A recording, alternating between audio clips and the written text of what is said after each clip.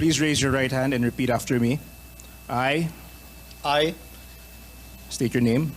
Francis Joseph G. Escudero, Having been elected having been elected President of the Senate, President of the Senate, do hereby solemnly swear that I will well and faithfully discharge to the best of my ability do hereby solemnly swear that I will well and faithfully discharge to the best of my ability the duties of my present position and of all others I may hereafter hold under the Republic of the Philippines. the duties of my present position and of all others I may hereafter hold under the Republic of the Philippines. That I will support and defend the Constitution of the Philippines. That I will support and defend the Constitution of the Philippines. That I will obey the laws and legal orders and decrees promulgated by the duly constituted authorities. That I will obey the laws, the legal orders, and decrees promulgated by the duly constituted authorities and maintain true faith and allegiance to the Republic of the Philippines. And that I impose this obligation upon myself voluntarily without mental reservation or purpose of evasion. And that I impose this obligation upon myself voluntarily without mental reservation or purpose of evasion. So help me God. So help me God. Una sa lahat, nais kong pasalamatan si Senate President Zubiri sa kanyang talino, sa kanyang galing, sa kanyang pasensya, sa kanyang kasipagan, sa kanyang hindi may pagkakailang pagmamahal sa bayan at gayon din sa institusyong ito at sa ating mga kababayan. Hindi matatawaran at hindi kayang sabihin sa maikling talumpati ni Senate President Zubiri ang lahat ng mga tagumpay na nakamit niya sa loob na mahigit 2 taon at gayon din lahat ng mga pagbabagong nagawa niya sa loob at labas ng bulwagang ito. Si Senator Zubiri nakilala ko noong 1998, kasabay ni Senator Cayetano, tulad ng sinabi niya. Spice Boys ang tawag sa kanila noon, Bright Boys ang tawag sa amin noon. Kami kumampi sa magkabilang panig, magkaibang kulay ang aming dinala, subalit sa labas ng ilaw ng kamera, sa labas ng mga debate sa Kongreso, hindi nagbago o nagiba ang aming relasyon. Minsan, sabi nga ni Alan, nagkakainitan, nagdedebate, pero kailanman, hindi na bago ang relasyong yon habang dumaloy ang taon. Magkasing tagal na kami ni Senate President Zubiri sa Senado at sa Kongreso. May konti lang ako na papel na ginampanan bilang gobernador sa aming lalawigan ng Sorsogon. My hats off to you, Senate President Zubiri. I salute you.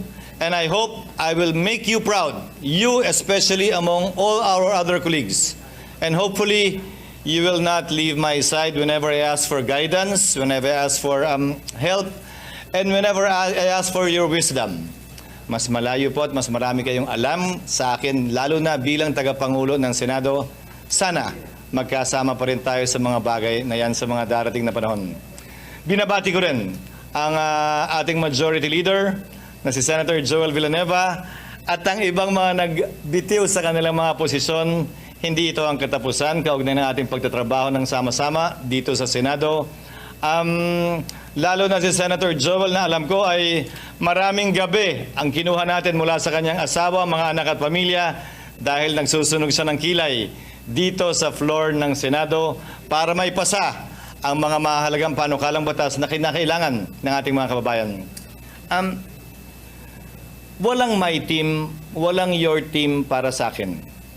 Walang SP Migs, wala ring cheese para sa akin. Ang tingin ko sa bawat isa sa atin ay mga miyembro ng nag-iisang Senado. At kung may kulay man tayong dadalhin para sa akin, ang mga kulay na yan ay dapat sumasagisag sa bandila ng Pilipinas na hindi naman nagkataon lamang na nasa likod ko at nasa harapan natin ngayon. Kulay na puti na sumasagisag sa pagkakapantay-pantay ng bawat Pilipino. Kulay na pula na handa tayong pumatay, hindi lang palaging mamatay. Alang-alang sa kalayaan ng ating bansa.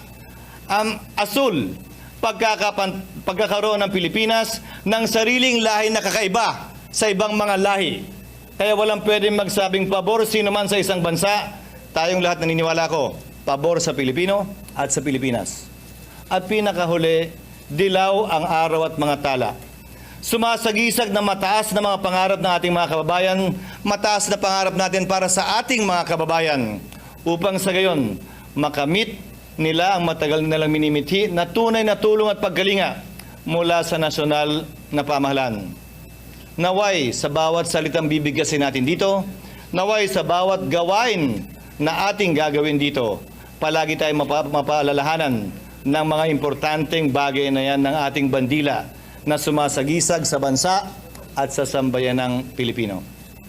Maraming salamat po muli sa tiwala at nakahanda po akong pagsilbihan kayo sa anumang makakaya natin habang sabay-sabay natin pinagsisilbihan ang bansa at ang sambayanang Pilipino.